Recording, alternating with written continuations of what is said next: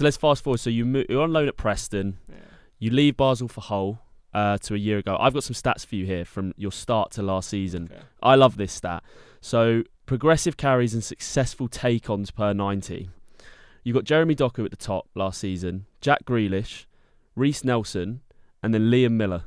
So that's pretty good company. You are Great above company. Vinicius Jr., Timo Werner, Savinho, and many others.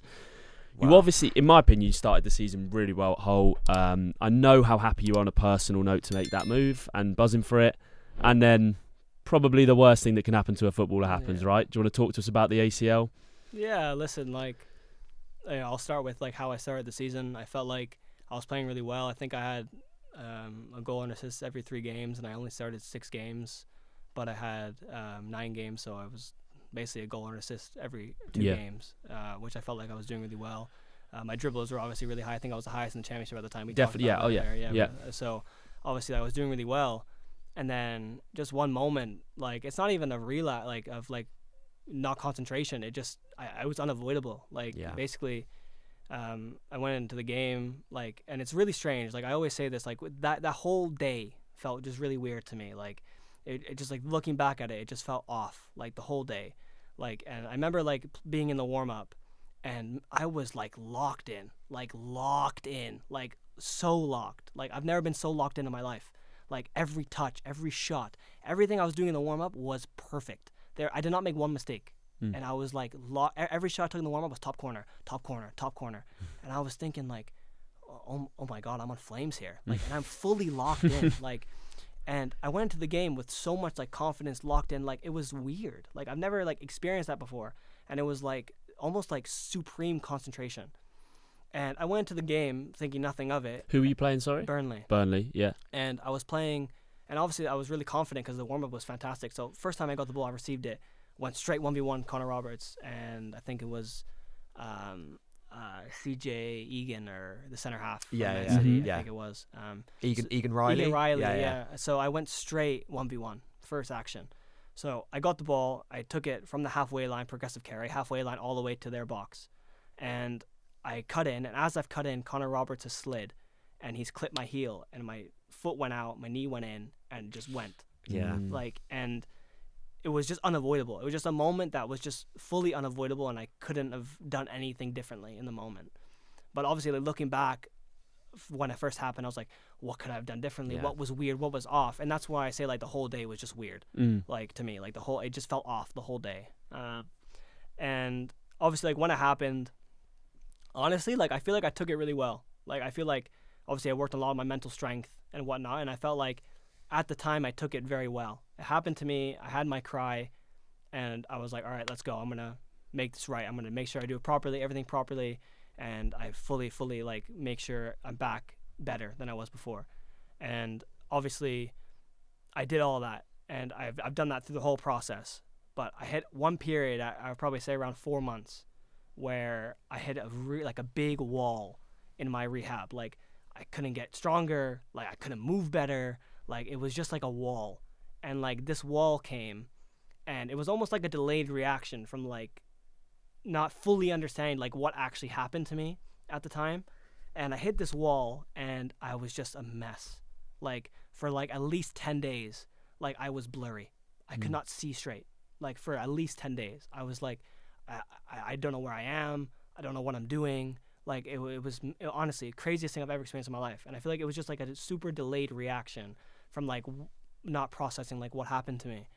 And this was, like, the hardest time of my life, like for sure, this whole injury, like, having to learn so much about myself, like, who am I outside of football, like, how good of a teammate am I, obviously having to, like, do all that stuff on the outside, trying to support the team as much as I can.